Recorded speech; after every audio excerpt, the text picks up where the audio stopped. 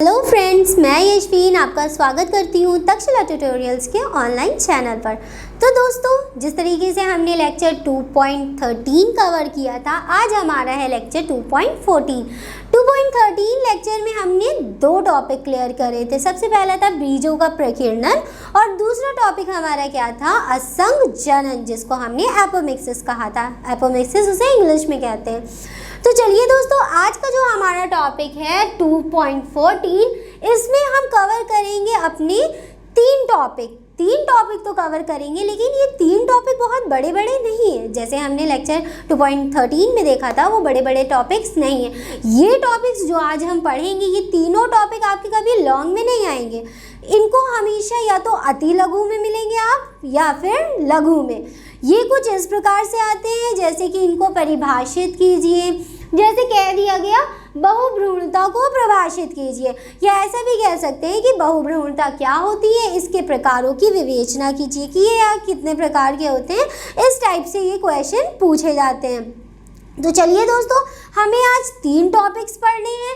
पहला टॉपिक हमारा लिखा हुआ है, इसे समझेंगे ये क्या होता है, और दूसरा टॉपिक होगा हमारा अपयुग्मन, और उसी प्रकार से तीसरा टॉपिक होगा हमारा उभय मिश्रण। ठीक, तो दोस्तों आज हमें बस इन्हीं तीन टॉपिकों को पढ़ना है, जिसमें सबसे पहला हम पढ़ने जा रहे हैं बहुभ्रूणता, जिसको इंग्लिश में पॉली एम्ब्रियोनी भी कहते हैं। तो चलिए सबसे पहले देखते हैं इसमें क्या लिखा है। बहुभ्रूणता, जैसे कि पहले हम इसके नाम को पढ़ेंगे। बहु मतलब होता है बहुत सारे, जिसको हम क्या कहते हैं, पॉली मतलब बहुत सारे। भ्रूणता, भ्रूण से क्या मतलब होता है, जो हमें एम्ब्रियो देखने को मिलते हैं, मतलब जो बीजांड के अंदर भ्रूण हमें देखने को मिलता है, बस ये वही है। लेकिन इसको नाम दे दिया गया बहुभ्रूणता। तो इसमें भ्रूणों की संख्या कितनी होगी, कम होगी? नहीं, ज़्यादा होगी। ठीक, तभी इसको क्या किया गया है, बहुभ्रूणता। दोस्तों, बायो में एक बहुत अच्छी बात होती है कि कुछ टॉपिक के नाम ही से हमें समझ में आ जाता है कि इसके अंदर क्या चीज़ बताई गई है, या क्या चीज़ होने वाली है, या क्या चीज़ के बारे में हमें लिखना और पढ़ना है। इसके नाम से ही हमें थोड़ा बहुत समझ में आ जाता है, काफ़ी हद तक। अब जैसे यहीं पे ध्यान से देखें तो बहुभ्रूणता लिखा है। बहु मतलब होता है, इसका मतलब क्या होता है, बहुत सारे, और भ्रूण या भ्रूणता मतलब होता है क्या, बहुत सारे भ्रूण। तो चलिए दोस्तों, आप पढ़ते हैं कि ये होता क्या है। एक बीजांड मतलब एक ओव्यूल या बीज में एक से अधिक भ्रूणों का उत्पन्न होना क्या कहलाता है, बहुभ्रूणता या पॉलीएम्ब्रियोनी कहलाता है। जैसे कि हमने आपको बता दिया था, इसके नाम से ही समझ में आ गया ना कि बहुभ्रूणता में कौन चीज़ ज़्यादा होगी, भ्रूण की जो संख्या होगी वो ज़्यादा होगी। अब नॉर्मली हमें भ्रूण कहाँ देखने को मिलेगा? अरे भैया, भ्रूण तो हमें कहाँ देखने को मिलेगा, बीजांड में ही देखने को मिलेगा, या बीज में देखने को मिलेगा। बीज के अंदर भी भ्रूण पाया जाता है, और बीजांड के अंदर तो भ्रूण होता ही होता है, वो तो हमें पता ही है, हम उसका स्ट्रक्चर पूरा देख चुके हैं। एक बीजांड या बीज में एक से अधिक भ्रूणों का उत्पन्न होना क्या कहलाता है, बहुभ्रूणता कहलाता है। फिर आगे बढ़ते हैं, क्या लिखा है, अनावृत बीजी पौधों में या सामान्य घटनाएं। कौन सी घटना, बहुभ्रूणता की घटना अनावृत बीजी में। अब अनावृत बीजी कौन से पादप होते हैं, अभी तक हम पढ़ रहे थे आवर्त बीजी पादप के बारे में, जिनमें जो कि पूर्ण पुष्प होते हैं, जिनमें फल होता है, जिनमें तना होता है, जिनमें बीज होती है, जिनमें सब कुछ होता है। ऑल ओवर जो कंप्लीट फ्लावर होते हैं, पूर्ण फ्लावर होते हैं, वो फ्लावर होते हैं आपके आवर्त बीजी। लेकिन अगर इनमें से कोई एक चीज़ एब्सेंट हो, या कोई नर भाग एब्सेंट हो, या मादा भाग ना हो, तो वो वाले जो पादप होते हैं, वो वाले जो पौधे होते हैं, उनको अनावृत बीजी कहते हैं। ठीक, इन दोनों में डिफ्रेंसिएशन अच्छे से देख लिए। अनावृत बीजी वो होता है जिसमें कोई ना कोई भाग अनुपस्थित होता है, और आवर्त बीजी पादप वो पादप होते हैं जिनमें सारे भाग क्या होते हैं, उपस्थित होते हैं। तो अनावृत बीजी की बात करें तो उसमें ये जो घटना होती है बिल्कुल सामान्य है, होती है, लेकिन परंतु आवर्त बीजी जो पौधे होते हैं, इसमें काफ़ी कम पाई जाती है, मतलब ना के बराबर होती है, या बहुत ही कम केसेस में देखने को हमें मिलती है। फिर अगर आगे बात करें इनके प्रकार की, ठीक, बहुभ्रूणता के निम्न प्रकार होते हैं। अब देखिए यहाँ पे कितने प्रकार लिखे हैं, 4 प्रकार। और दोस्तों हमें इन चारों प्रकारों के बारे में थोड़ा थोड़ा पढ़ना होगा। ठीक, सबसे पहले बहुभ्रूणता पढ़ा, इसकी डेफिनेशन हो गई, इसके बारे में हो गया। फिर ये एक सामान्य आवर्तबीजी में ये बहुत ज़्यादा कम पाई जाती है और अनावर्तबीजी में ये बहुत ही ज़्यादा सामान्य घटना है। फिर हमें क्या पढ़ना है, बहुभ्रूणता के निम्नलिखित प्रकार होते हैं। ये हमारा पहला ही टॉपिक चल रहा है। ठीक, ये ना समझिएगा कि ये एक एक टॉपिक है, नहीं, ये पहला ही टॉपिक है हमारा। पहला हमारा होगा प्रकार सरल बहुभ्रूणता, मतलब इसको इंग्लिश में सिंपल पॉलीएम्ब्रियोनी भी कहते हैं, मतलब सरलता से क्या होगी, भ्रूण बढ़ जाएंगे। फिर दूसरा हमारा है मिश्रित बहुभ्रूणता, इसको इंग्लिश में कहते हैं मिक्स्ड पॉलीएम्ब्रियोनी। ठीक, फिर तीसरा हमारा आता है विदलन बहुभ्रूणता, इसका मतलब होता है इंग्लिश में क्लीवेज पॉलीएम्ब्रियोनी, और ये हमारा थोड़ा सा अलग है। ठीक, इसमें बहुभ्रूणता की जगह सिर्फ क्या लिखा है, भ्रूणता लिखा है। अब जब हम एक एक करके आपको इसे समझाएंगे तो ये भी समझा देंगे। ठीक, अभी इसका नाम पढ़ लेते हैं, अपस्थानिक भ्रूणता, मतलब एडवेंटिव एम्ब्रियोनी। ठीक दोस्तों, इन चारों के नाम याद कर लिए, क्योंकि अब इन चारों को हम एक एक करके पढ़ेंगे। सबसे पहला सरल भ्रूणता, फिर मिश्रित बहुभ्रूणता, फिर विदलन बहुभ्रूणता, और चौथा हमारा आखिरी है अपस्थानिक भ्रूणता। ठीक, ये थोड़ा अलग है, इसको हम बताएंगे अभी बाद में आपको। तो चलिए दोस्तों, अब सबसे पहले हम किसको पढ़ेंगे, सरल बहुभ्रूणता को। इसके बारे में पहले हम लिख देंगे, फिर धीरे धीरे करके आपको समझा देंगे। दोस्तों अब हम सबसे पहले किसको पढ़ेंगे, सरल बहुभ्रूणता, फिर मिश्रित बहुभ्रूणता, फिर विदलन बहुभ्रूणता। ये तीनों एक दूसरे से थोड़ा बहुत रिलेट करती हैं, मतलब एक दूसरे से कुछ ना कुछ समानताएं हैं इनकी। तो सबसे पहले सरल बहुभ्रूणता, इस दशा में बीजांड में एक से अधिक भ्रूण कोश होते हैं। ठीक, ये बात तो हमको पता है, और ये बात तो बहुभ्रूणता में आती ही आती है कि भ्रूण कैसे होंगे, एक नहीं होंगे, एक से अधिक होंगे। लेकिन इसमें क्या होता है, इसमें निषेचन के बाद अनेक निपिक्तांड मतलब ऊस्पोर्स बनते हैं, और उन सभी ऊस्पोर्स से भ्रूण का निर्माण होता है। मतलब ये हमें क्या कहना चाहता है कि बीजांड में एक से अधिक भ्रूण कोश होते हैं। अरे भैया, इस प्रोसेस में यही होता है। ठीक, होते हैं, इनमें निषेचन के बाद अनेक निपिक्तांड मतलब ऊस्पोर बनते हैं। ये प्रोसेस होने के बाद अनेक ऊस्पोर बनेंगे, निपक्तांड बनेंगे, और उन सभी निपक्तांडों से एक एक भ्रूण कोश मतलब भ्रूण बनेगा। मान लीजिए एक निपिक्तांड, 2, 3, 4 बहुत सारे हैं यहाँ पर, इन सभी से एक भ्रूण इससे बनेगा, एक भ्रूण इससे बनेगा, एक इससे, ऐसे ऐसे करके हर एक निपिक्तांड मतलब हर एक ऊस्पोर से क्या बनेगा, भ्रूण बनेगा। ठीक दोस्तों, ये हमारा क्या था, सिंपल बहुभ्रूणता मतलब सरल बहुभ्रूणता। फिर दूसरा हमारा है मिश्रित बहुभ्रूणता। इसमें क्या होता है, इसमें एक से अधिक पराग नलिकाएं आप सभी जानते हैं ना, जो इस प्रकार से हमारा क्या था, मादा युग्मक, उसके अंदर जब पराग कण आके गिरता था तो वो एक नलिका बनाने लगता था। याद है ना आप सभी को, एक नलिका बना के अंदर क्या जो बीजांड है उसको संलयित होता था उसके साथ। इसमें एक से अधिक पराग नलिकाएं, ये पॉलन ट्यूब बीजांड में जाती हैं।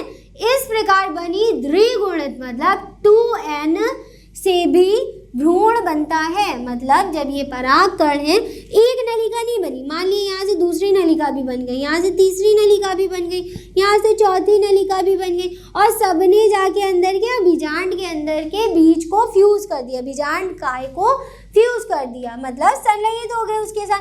तो इससे भी क्या होता है, भ्रूण बन जाता है।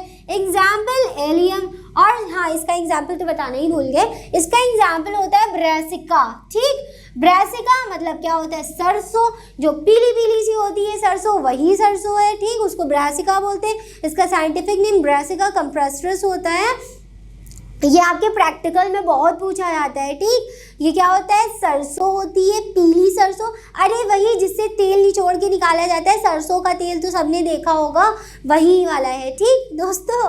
फिर आगे बढ़िए, क्या है, मिश्रित बहुभुर्ता। इसमें हमने क्या पढ़ा, एक नलिका नहीं बनती है पराग की, बहुत सारी पराग नलिकाएं बन जाती हैं और वो सभी द्विगुणित होके भ्रूण बना देती है। भ्रूण इसमें भी बन गया, भ्रूण इसमें भी बन गया। अब तीसरे वाले में क्या है भैया, इसमें भी भ्रूण ही बनेगा, ठीक। विदलन बहुभ्रूणता, विदलन क्लीवेज, मतलब इसको क्लीवेज पॉलीएम्ब्रियोनी कहते हैं। यहाँ युग्मनज मतलब जाइगोट के 2 अथवा अधिक भागों में विभाजन से बनती है।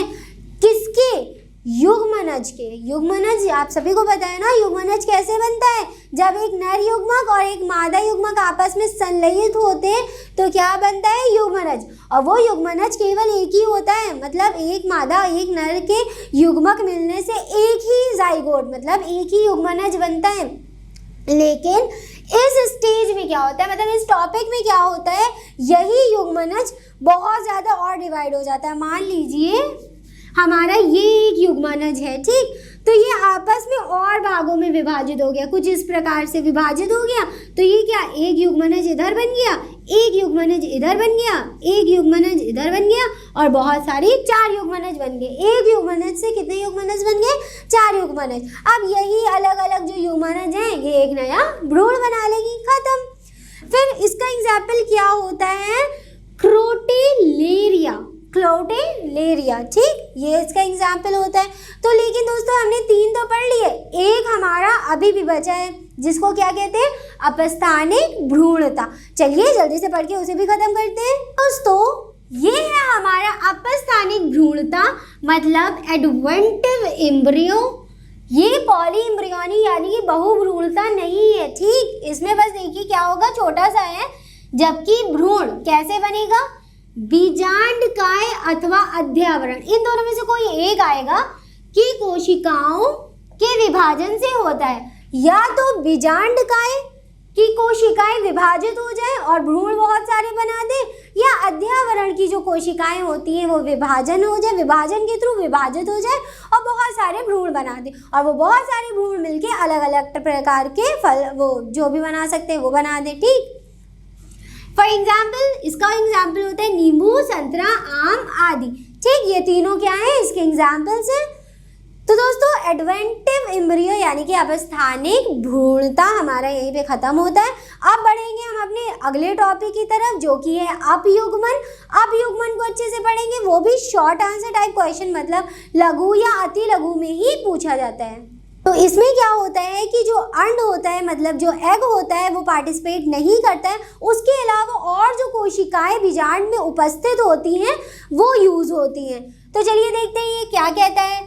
अगुणित भ्रूण कोश, मतलब अगुणित भ्रूण कोश का मतलब ये होता है कि उसके अंदर जो कोशिकाएं हैं वो अगुणित है, ना कि द्विगुणित है। द्विगुणित कोशिकाएं जैसे कि आप सभी जानते होंगे कि वो विभाजन से बनती हैं, तो अगुणित भ्रूण कोश वो भ्रूण कोश होता है जिसमें विभाजन ना हुआ हो। आगे बढ़ते हैं। अगुणित भ्रूण कोश के अंड के अलावा किसी दूसरी कोशिका जैसे सहायक कोशिका, जब आप बीजांड का पूरा स्ट्रक्चर जो हमने बनवाया था उसको देखेंगे तो ऊपर की तरफ आपको सहायक कोशिका और प्रतिमुख कोशिकाएं दिखेंगी। सहायक कोशिका जो कि सिनर्जिड सेल्स होती है अथवा प्रतिमुख यानी कि एंटीपोडल्स कोशिकाओं से भ्रूण के विकास को अपयुग्मन कहते हैं। अपयुग्मन में क्या होता है, एग जो होगा वो नहीं आएगा, उसके अलावा जो बाकी की कोशिकाएं होंगी वो सब क्या करेंगी, भ्रूण के निर्माण में सहायता करेंगी। और दोस्तों यही क्या कहलाता है, हमारा अपयुग्मन। इसका एग्जाम्पल होता है लाइलियम, लाइलियम नामक पौधा। फिर आगे देखिए एक और नोट पॉइंट ऐसे ही लिखा है, कभी कभी नर युग्मक, मतलब जो मेल गैमीट होता है नर युग्मक होता है, नर युग्मक से भी भ्रूण बनता है। इसका एग्जाम्पल होता है तंबाकू, ठीक। काफ़ी सारी सहायक कोशिकाएं होती हैं और प्रतिमुख कोशिकाएं होती हैं जिनके द्वारा भ्रूण का निर्माण हो जाता है, तो वो अपयुग्मन कहलाता है। उसी तरीके से कुछ नर युग्मक, केवल नर युग्मक से भी भ्रूण बन जाते हैं जिसको भी क्या कहते हैं, अपयुग्मन कहते हैं। और इसका एग्जाम्पल क्या होता है, तंबाकू। तो दोस्तों अब युग्मन भी हमारा बस इतना छोटा सा ही टॉपिक था। अब एक और हमारा नेक्स्ट आखिरी टॉपिक बचा है उभय मिश्रण। अब हम पढ़ेंगे उभय मिश्रण के बारे में। तो चलिए देखते हैं उभय मिश्रण क्या होता है। दोस्तों चलिए अपना अगला और आखिरी टॉपिक भी पढ़ लेते हैं, जो कि है उभय मिश्रण। उभय मिश्रण को इंग्लिश में एम्फीमिक्सिस भी कहते हैं।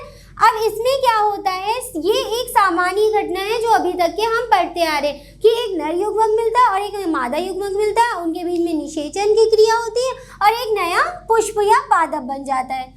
सामान्य लैंगिक चक्र में निषेचन इज इक्वल टू युग्मनन, मतलब निषेचन किसमें होता है, युग्मनन में होता है। निषेचन युग्मनन होता है जिससे युग्मनज बनता है। मतलब जब युग्मक में आपस में संलयन होगा तो क्या बनेगा, युग्मनज, इसको इंग्लिश में जाइगोट बोलते हैं, बनता है। क्योंकि इस क्रिया में एक नर युग्मक तथा एक मादा युग्मक का संयोजन होता है, अतः इसे क्या कहते हैं, उभय मिश्रण कहते हैं। उभय इन दोनों का मिश्रण, मतलब इन दोनों का संलयन हो गया और यही प्रोसेस, यही क्रिया क्या कहलाती है, उभय मिश्रण कहलाती है। अब ये एक नोट पॉइंट है, ठीक यहाँ से यहाँ तक युग्मनज से भ्रूण बनता है। अब देखिए इस प्रोसेस में क्या बन गया, हमारा युग्मनज बन गया। युग्मनज के बाद क्या बनेगा, भ्रूण। ठीक, इतना क्लियर है। युग्मनज के बाद भ्रूण बनेगा, भ्रूण के बाद बनेगा बीज। बीज के अंकुरण द्वारा भ्रूण के विकास से नए बीजाणु, अब बीज के बाद क्या बनेंगे, बीजाणु बनेंगे, बीजाणु उद्भिद बनेंगे और बीजाणु उद्भिद आगे चल के क्या बना देंगे, एक पुष्पीय पौधा। जब ये बीजाणु उद्भिद धीरे धीरे करके विकसित होंगे तो क्या बना देंगे, एक पुष्पीय पौधा। ठीक दोस्तों, एक पुष्पीय पौधे का निर्माण करते हैं। तो दोस्तों हमने आज 3 टॉपिक क्लियर करे, जिसमें से तीसरा हमारा क्या था, उभय मिश्रण था। उभय मिश्रण भी हमने पूरा पढ़ लिया। दोस्तों ये चैप्टर में जितने टॉपिक्स थे वो सब हमने कवर कर लिए। ये उसमें आखिरी टॉपिक था हमारा। तो दोस्तों हमारा लेक्चर यहीं पे ख़त्म होता है, लेकिन एक लेक्चर, मतलब ये तो हमारा 2.14 था, एक लेक्चर होगा हमारा 2.15 जो हम कल पढ़ेंगे। उसमें भी आपके लिए थोड़ा टॉपिक्स है, कुछ हमें पढ़ना होगा, कुछ डायग्राम्स बनाएंगे उसमें, जो कि इस टॉपिक से रिलेटेड बहुत ही ज़्यादा इम्पॉर्टेंट है। तो दोस्तों हमारे आज के लेक्चर में बस यही 3 टॉपिक थे जो हमने कंप्लीट पढ़ लिए हैं। तो दोस्तों आज के लिए बस इतना ही।